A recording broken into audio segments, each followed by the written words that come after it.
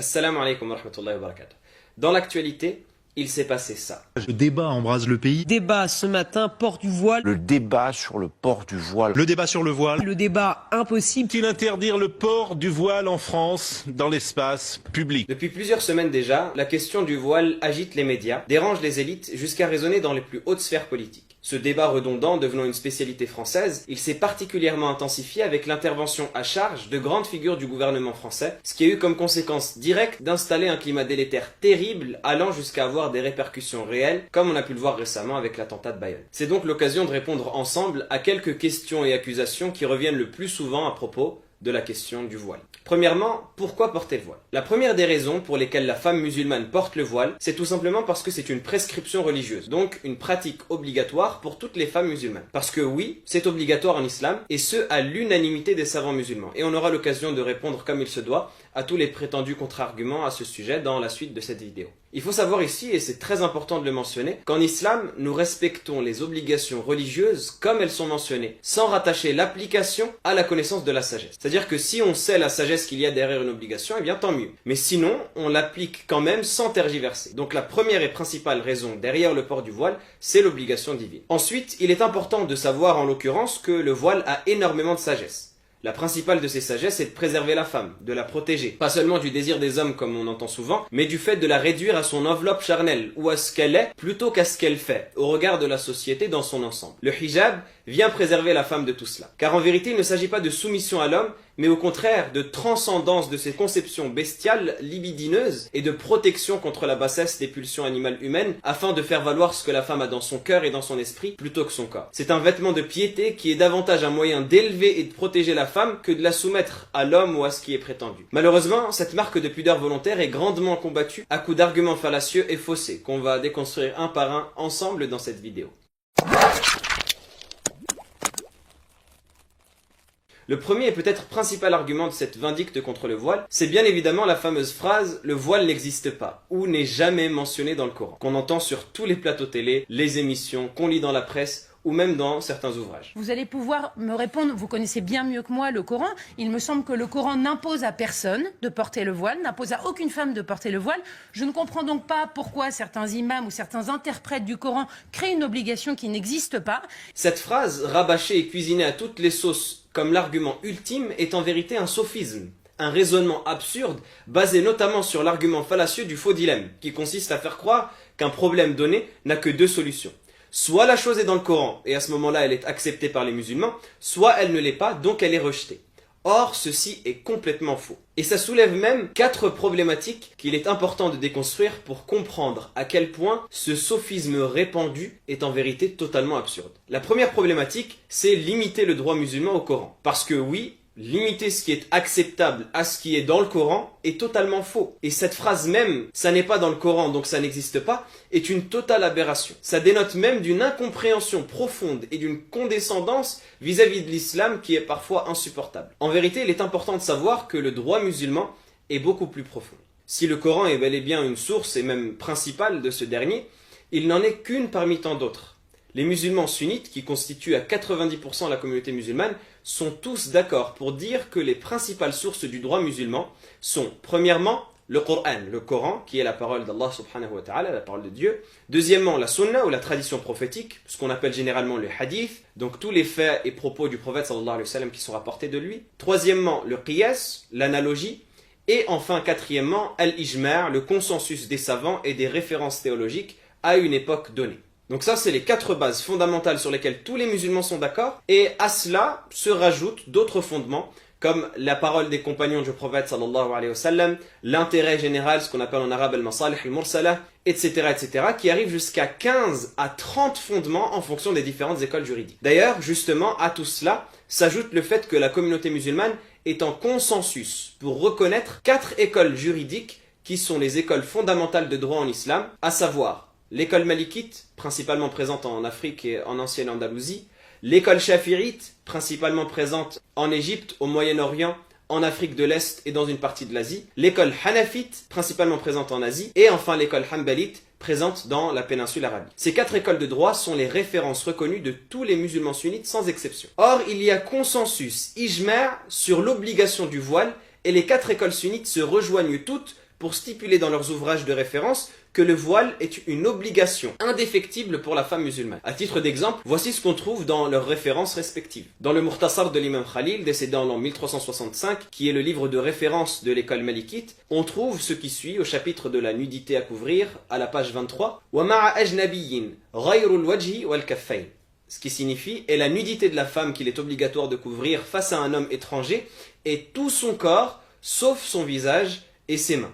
L'homme étranger ici désignant tout homme qui ne fait pas partie de la famille de la femme, au contraire des hommes qui font partie de sa famille, donc avec qui il n'est pas permis de se marier, comme son père, son frère, etc. Chez les Hanafites, le grand imam Al-Quduri, rahimahullah, décédé en l'an 1036, dit dans son livre Mukhtasar Al-Quduri, qui est un livre de référence de l'école, à la page 26, « Le corps de la femme libre tout entier est une awra, est une nudité qu'il est obligatoire de couvrir, sauf son visage, ses mains et ses pieds. » Chez les Shafi'ites, cette fois, le grand imam Al-Hadrami, décédé en l'an 1512, dit dans son célèbre ouvrage Al-Muqaddimatul Hadramiyya, qui est une référence dans l'école de l'imam Shafi'i, donc dans l'école Shafi'ite, à la page 105, la nudité à couvrir d'une femme dans la prière ainsi qu'en face d'hommes étrangers est tout son corps, sauf son visage et ses mains. Et enfin, chez les Hanbalites, le grand imam Ibn Qudama al-Maqdisi, qu'Allah lui fasse miséricorde, qui est décédé en l'an 1223, dit dans son ouvrage de référence Al-Muqni' à la page 44, la nudité de la femme qu'il est obligatoire de couvrir est tout son corps, sauf son visage. Ainsi, cette obligation a toujours fait l'objet de consensus et n'a jamais été sujette à débat pendant 1400 ans d'islam, jusqu'à la fin du 19e siècle et début 20e siècle, de la fin de la guerre d'Algérie, période dans laquelle les colonisateurs des pays musulmans se sont associés aux despotes qui étaient en place pour faire plier les traditions religieuses, retirer de force les voiles des femmes musulmanes, que ce soit à travers leur propagande extrêmement insistante, ou même manu militari dans les cérémonies de dévoilement, comme ça a eu lieu en Algérie en mai 1958, et ainsi humilier davantage les pays colonisés, comme l'a dit d'ailleurs le maréchal Bugeaud, colonisateur de l'Algérie, dans sa célèbre citation dans laquelle il dit « Les Arabes nous échappent parce qu'ils dissimulent leurs femmes à nos regards ». Ça répond donc à ceux qui disent notamment que le hijab, le voile, est une invention du XXe siècle et que ça n'a jamais existé auparavant. Comment expliqueriez-vous que depuis 13 siècles que l'islam existe, la question du voile ne s'est jamais posée nulle part et à qui que ce soit? Oui, vous dites que le voile est arrivé dans l'islam au XXe siècle. Absolument. Ce qui est religieusement et même historiquement une pure aberration qui est bien évidemment totalement fausse. D'ailleurs, même les chiites, qui représentent le pourcentage restant de la communauté, reconnaissent l'obligation du voile à l'unanimité, ce qui fait un ijma', un consensus absolu de tous ceux qui s'affilient même à l'islam. On comprend donc avec tout cela que l'argument de « ce n'est pas dans le Coran » ne tient plus du tout. Et d'ailleurs, s'il était correct, il y aurait un nombre incalculable de prescriptions religieuses qui n'existeraient pas car elles ne sont pas mentionnées dans le Coran, même dans les 5 piliers de l'islam. À titre d'exemple, le détail des 5 prières par jour, qui sont pourtant le second pilier de l'islam, à savoir le nombre de prières, le nombre d'unités par prière, les sourates qu'il faut réciter, ou même le nom de ces 5 prières, n'est pas mentionné dans le Coran. On ne trouve nulle part dans le Coran le nom de ces 5 prières ou le détail de la pratique, ce qui prouve bien que c'est loin d'être l'unique source de droit. La deuxième problématique ici, c'est s'improviser théologien lorsqu'on ne l'est pas. Alors, cette polémique sur le voile a cela de très drôle et de formidable, qu'elle nous a fait naître une flopée de juristes et d'experts en islam, et qui sont, ce qui est peut-être encore plus drôle, la plupart du temps non musulmans, et même parfois sans aucune formation directement liée au droit musulman ou à l'islam, mais qui sont pourtant prêts à s'exprimer au nom de cette religion et à affirmer à la place de ses représentants les prescriptions auxquelles elle invite ou elle n'invite pas,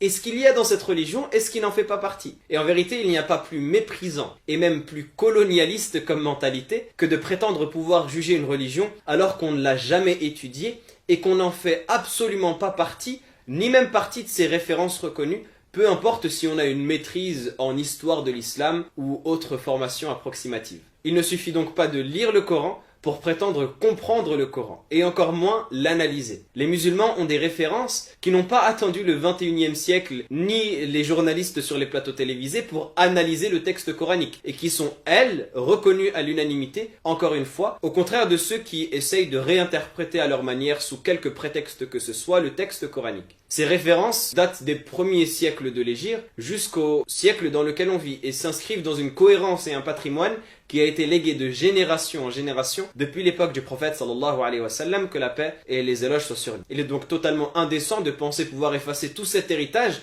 et ne pas tenir compte de cet héritage-là qui est légué pour faire dire au texte ce que jamais personne par le passé n'avait prétendu. La troisième problématique, c'est appréhender le texte coranique sans avoir les outils pour. Donc dans cette histoire de ce n'est pas dans le Coran, le point précédent donne directement sur celui-ci, dans une relation de cause à effet. Le problème de s'exprimer sans être formé théologiquement, c'est qu'on tient des propos que personne n'a tenus avant nous et qu'aucun théologien n'a soutenu par quelques démonstrations avant nous. Parce que, sans vouloir vous spoiler dès maintenant la fin du film, le voile est bel et bien cité expressément dans le Coran, contrairement à ce qui est souvent prétendu, et ce, à plusieurs passages. Encore faut-il les analyser correctement. Commençons tout d'abord par dissiper une idée fausse. Le mot hijab n'est pas le terme de référence pour parler du voile, du moins pas dans le contexte coranique, contrairement à ce qui est souvent prétendu. Aujourd'hui, le hijab est devenu le nom d'un vêtement, et pas n'importe quel vêtement. Alors même, et nous venons de le voir, que nulle part dans le Coran il n'est fait mention de ce vêtement, et encore moins de ce vêtement comme d'une prescription religieuse.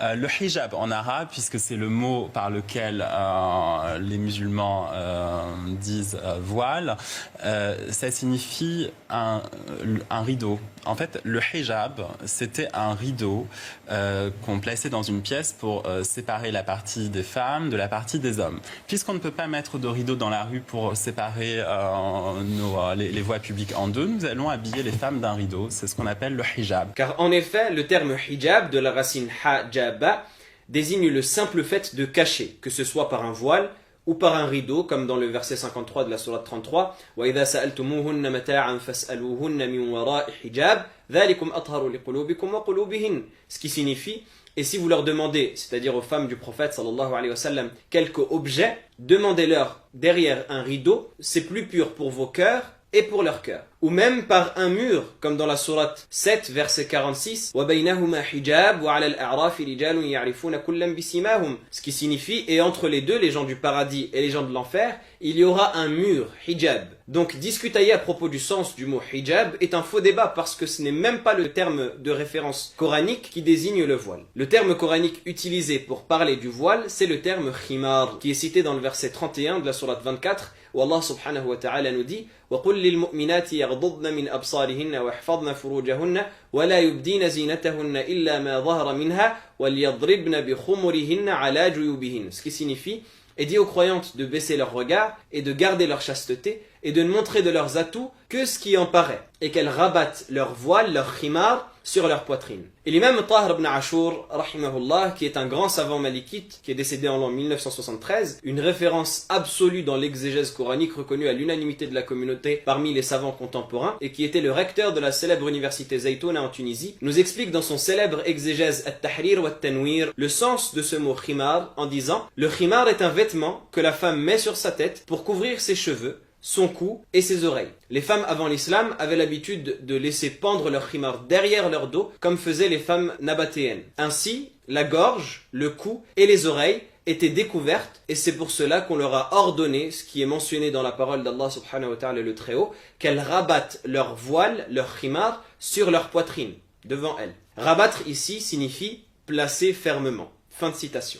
D'ailleurs, la racine même du mot khimar, à savoir kha, mim, ra, signifie le fait de recouvrir, comme le cite le grand linguiste Ibn Faris dans son dictionnaire, et principalement la tête. C'est pourquoi les Arabes nommaient le vin khamr, parce qu'il recouvrait l'esprit du buveur en ébriété, et ainsi méritait ce nom-là dérivé de cette racine. Or, dans le verset qu'on a mentionné, le verbe wal yadribna kal rabat est en plus un verbe à l'impératif, qui est accentué par la lettre lem au début. Or, le verbe à l'impératif implique dans le texte coranique et dans le droit islamique l'obligation, ce qui prouve que mettre le khimar revêt de par ce verset un caractère obligatoire. C'est ensuite dans l'usage qu'on a utilisé le terme hijab pour parler de l'obligation du khimar, mais ça renvoie à exactement la même réalité. Et enfin, la quatrième problématique, c'est de prétendre défendre la tolérance des courants de pensée et de ne pas tolérer celui des autres. Et c'est sûrement ici l'une des plus étonnantes des contradictions de ceux qui combattent le voile. Ceux qui prétendent que le hijab n'est pas obligatoire reconnaissent être une minorité absolue. N'êtes-vous pas extrêmement minoritaire? avec cette façon de penser et de pratiquer l'islam. Ce n'est pas l'islam le plus connu aujourd'hui, mais il existe et je pense que il y a de plus en plus d'adeptes de cet islam-là. Et appellent la majorité à tolérer leur position marginale, mais sont pourtant extrêmement virulents avec cette même position majoritaire en prétendant qu'elle n'existe pas, que c'est une aberration ou même que c'est une hérésie. Le voile n'est pas une prescription coranique, c'est l'innovation islamiste pour apaiser la libido des loups, l'instrumentalisation sexiste, identitaire, politique de l'islam. L'obligation religieuse du voile a été créée par les intégristes. Il s'agit d'une hérésie sexiste combattue par les musulmans rationalistes Coran à la pluie. Le Coran n'a jamais employé le mot voile. Ce terme ne figure dans aucun des 3234 versets qu'il compose. C'est une création postérieure faite par la charia et soutenue par certaines traductions françaises. Donc, je veux dire, j'ai envie de vous dire, ça n'existe pas. La question qui se pose logiquement est donc la suivante. N'est-ce pas là une pure démarche sectaire? Vouloir supprimer totalement un avis qui existe et qui a toujours existé de par les âges comme on l'a prouvé et qui est même la pratique ultra majoritaire en imposant à ceux qui en ont la conviction de changer leur conviction. Et l'aberration est plus grande quand cette véritable coercition exercée sur ceux qui croient en l'obligation du hijab est exercée par des gens qui ne croient même pas en l'islam et qui ne sont pas musulmans, mais qui pourtant s'aventurent à prétendre que la prescription coranique du voile n'existe pas. C'est de toute évidence la définition même du sectarisme qu'exercent ces personnes. On entend souvent aussi dire que le voile n'est pas obligatoire parce qu'il ne fait pas partie des piliers de l'islam. Vous savez, le voile, premièrement, c'est pas le 16e pilier de l'islam. Cet argument qu'on a pu entendre de la bouche de certaines personnes sur les plateaux télévisés est un argument frustrant d'aberration en vérité. Les piliers de l'islam sont au nombre de 5 et représentent simplement les obligations fondamentales de la religion musulmane.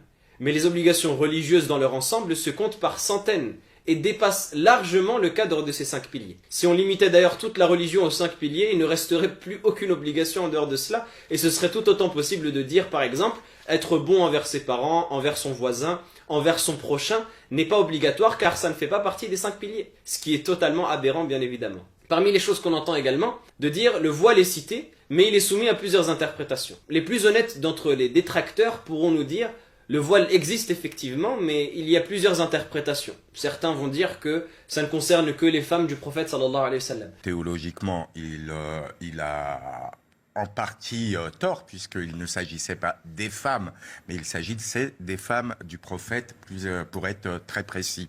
Donc ce n'était déjà pas toutes les musulmanes. D'autres qu'il concernait les femmes des premières générations des Arabes, plus celles de maintenant.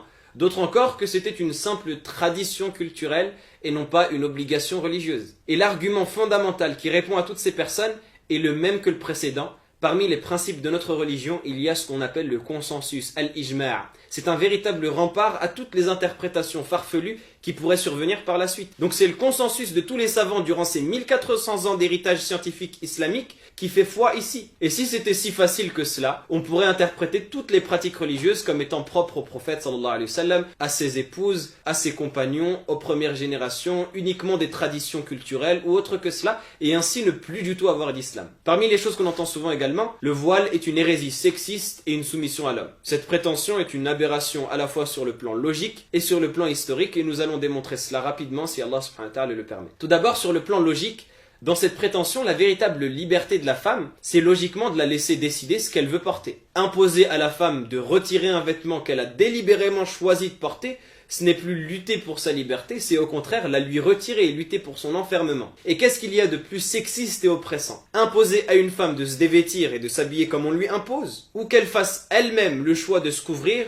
en son âme et conscience? En islam, le voile n'est absolument pas censé être une soumission à l'homme ni une obligation phallocrate. C'est une soumission à Dieu uniquement, subhanahu wa ta'ala. C'est un acte d'adoration. Or, toutes les adorations doivent être vouées à Dieu. Donc cet acte-là également ne saurait être voué à un homme et doit être uniquement consacré à Dieu dans le but de transcender son enveloppe corporelle et de se focaliser sur son esprit et son cœur. Donc rien à voir avec la soumission à l'homme qui n'a absolument aucun rôle dans cette prescription. Et en vérité, qui soumet la femme à l'homme? Et qui défend la femme? Celui qui lutte pour leur interdire la pudeur et se rincer l'œil quand elles se dénudent, comme ça a longtemps été le fantasme des colonisateurs qui représentaient les femmes arabes dévoilées et nues pour les érotiser, créant même un mouvement dans la peinture qu'on appelle le mouvement de la peinture orientaliste, ou celui qui défend leur droit à être considérés comme des humains et non des objets sexuels, et à entendre ce qu'elles disent avant de voir ce à quoi elles ressemblent. Et historiquement, la volonté de contrôler le corps des femmes a au contraire toujours été le propre des hommes colonisateurs à travers notamment ce qu'on appelle le féminisme colonial,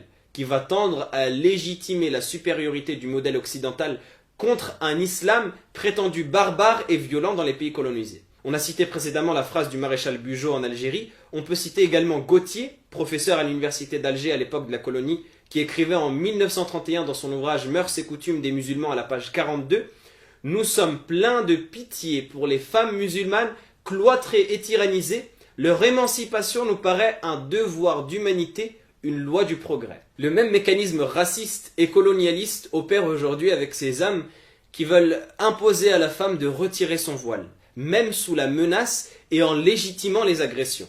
On pleure misère sur la mère de famille, etc., la pauvre, etc. Elle avait qu'à pas mettre son voile, elle n'aurait pas eu de problème. C'est donc une pratique misogyne, phallocrate et bien française que de retirer le voile aux femmes, et c'est drôle que ce soit les défenseurs de cette même pratique qui aujourd'hui accusent l'islam de misogynie. D'ailleurs, les réactions d'aujourd'hui contre le voile prouvent bien que ce qui se cache derrière, c'est toujours cette frustration sexuelle de ne pas pouvoir accéder au corps de la femme musulmane. À titre d'exemple, un journaliste français tweetait il y a encore quelques mois « Que signifie le port du voile ? Le refus absolu du mélange et le rejet de l'autre. Cette femme proclame dans l'espace public qu'elle n'aura jamais de relation amoureuse ou sexuelle avec un non-musulman, c'est violent, bref, l'exclusion n'est pas là où l'on croit. » On voit clairement que c'est toute la lubricité de la pensée coloniale qui est ainsi remise au goût du jour à travers ces vindictes anti-voile. Parmi les choses qu'on entend souvent également, le voile est une pratique communautariste ou de l'islam politique. Les médias ont cette tendance à utiliser des termes grandiloquents, mais flous, non définis, en les brandissant comme épouvantail censé faire peur aux corbeaux, ce qui n'a rien d'un procédé argumentaire honnête bien évidemment et relève plus de la propagande que de l'argumentation. Alors tout d'abord, avant même de commencer, qu'est-ce qui est voulu par communautarisme et qu'est-ce qui est voulu par islam politique?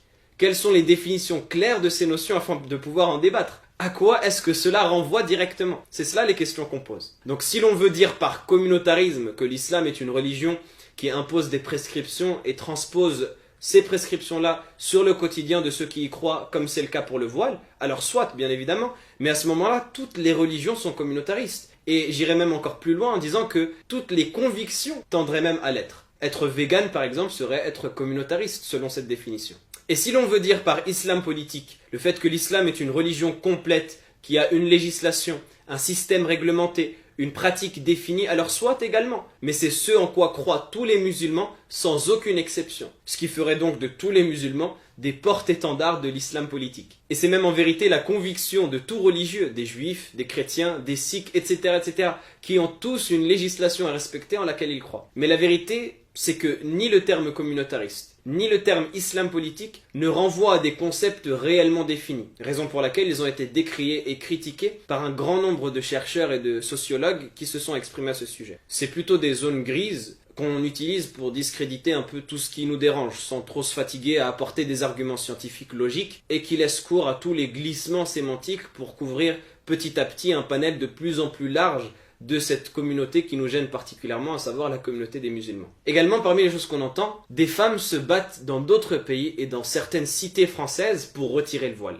Cet argument est ce qu'on appelle un sophisme par association. C'est un sophisme assez pauvre, mais qui est d'autant plus grave qu'il est souvent répété pour justifier l'agression contre les femmes voilées. Comme si on devait leur retirer de force leur voile en commémoration de celles qui combattent pour le retirer. Premièrement, le fait qu'une personne lutte pour faire le contraire de ce qu'on fait ne légitime en aucun cas de nous retirer le droit de faire ce qu'on fait.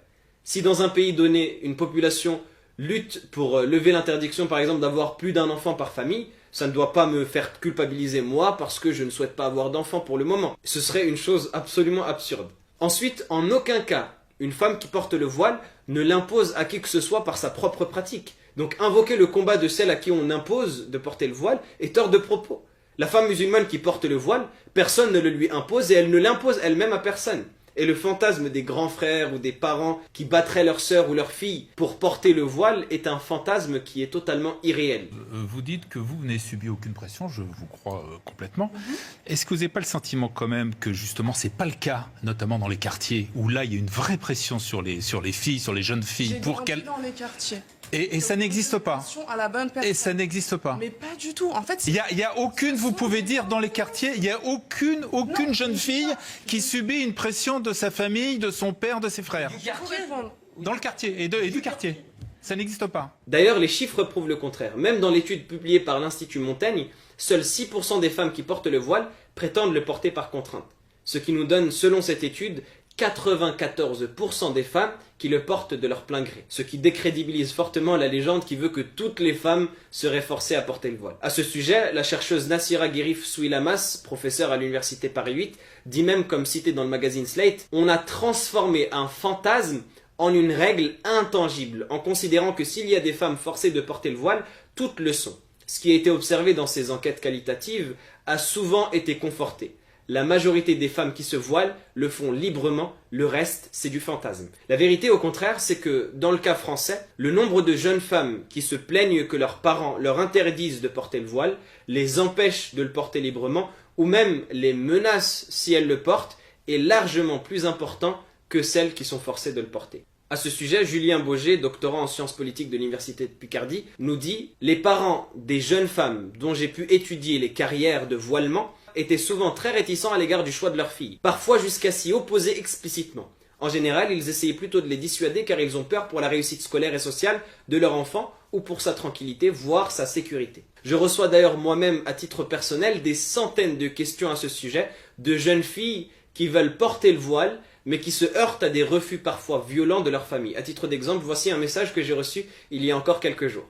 Enfin, le plus drôle, si j'ose dire, est que si cet argument est légitime, alors on pourrait totalement inverser les rôles, et il serait tout autant légitime dans le sens inverse. Ainsi, tout comme l'argument de ces gens-là est de dire « dans tel pays, les femmes luttent pour retirer le voile, ça justifie qu'on vous l'interdise », bien dans les prétendus pays où l'on imposerait le voile, on pourrait ainsi dire « en France, des femmes luttent pour porter le voile, ça justifie qu'on vous l'impose ». Et c'est là où on se rend compte que ceux qui défendent l'interdiction du voile prônent en vérité un régime aussi totalitaire que les régimes qu'ils prétendent combattre, voire même pire. Après tout cela, il est donc légitime de se poser la question. Qu'est-ce qui se cache réellement derrière l'obsession du voile? Pourquoi est-ce qu'un vêtement qui est censé être le respect d'une obligation divine, dans l'objectif de se préserver et de se rapprocher de Dieu, cristallise autant les tensions, suscite autant de débats, provoque autant de vives réactions? On a pu observer que le voile a de tout temps représenté une frustration comme il l'a été pour les colons et comme il l'est aujourd'hui pour les machistes qui veulent soumettre la femme et la rabaisser à tous leurs désirs. Et tout ce qui frustrera leur pulsion malsaine et se mettra en travers de cette folie lubrique horripile et fera l'effet d'une castration du regard masculin, pour reprendre les thèmes de la chercheuse Agnès Defeo. En vérité, si c'était réellement l'émancipation des femmes qui était voulue, on leur accorderait davantage la parole pour s'exprimer elles-mêmes à propos de leur propre choix. On les protégerait davantage dans le pays où une femme meurt tous les 2 jours sous les coups de son conjoint. On leur accorderait davantage de sécurité, d'égalité et de protection à l'instar de celle que l'islam accorde aux femmes en les plaçant sur un piédestal, en garantissant leurs droits et leur rang social, et en les protégeant au regard de la législation. Or, cette obsession maladive, doublée d'un profond mutisme sur les questions importantes de société et les inégalités grandissantes, nous prouve que le réel objectif derrière tout cela n'est pas forcément celui qu'on croit. Wallahu a'lam, wassalamu alaikum wa rahmatullahi wa barakatuh.